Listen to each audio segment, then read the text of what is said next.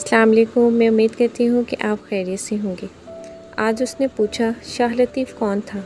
میں نے کہا دنیا کا پہلا فیمنسٹ شاعر۔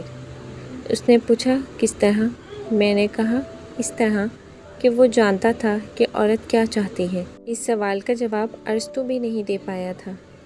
اس لیے علامہ اقبال نے کہا تھا 1000 بار حکیموں نے اس کو سلجھایا پھر بھی یہ مسئلہ زن رہا وہیں کا وہیں۔ دنیا کے سارے دانشور اور شاعر کہتے رہے کہ عورت ایک مسئلہ ہے۔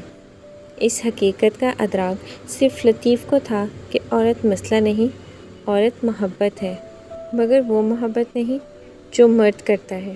مرد کے لیے محبت جسم ہے، عورت کے لیے محبت جذبہ ہے۔ مرد کی محبت جسم کا جال ہے، عورت کی محبت روح کی آزادی ہے۔ مرد کی محبت مقابلہ ہے، عورت کی محبت عاجزی ہے۔ مرد کی محبت ایک پل ہے اور عورت کی محبت پوری زندگی ہے۔ مرد کی محبت ایک افسانہ ہے، عورت کی محبت ایک حقیقت ہے۔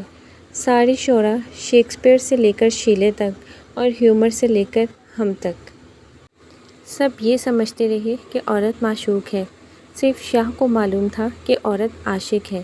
اس لیے شاہ لطیف نے لکھا عورت عشق کی استاد ہے۔ سب سوچتے رہے آخر عورت کیا چاہتی ہے؟ تخت، بخت اور جسم سخت۔ شاہ عبداللطیف کو علم تھا کہ عورت کو محبت چاہیے، نرم و نازک، گرم و گداز، جسم سے ماورا، جنس سے پاک۔ مرد جسم کے جنگل میں بھٹکتا ہوا ایک بھوکا درندہ ہے، عورت روح کے چمن میں اڑتی ہوئی تتلی ہے جو پیار کی پیاسی ہے۔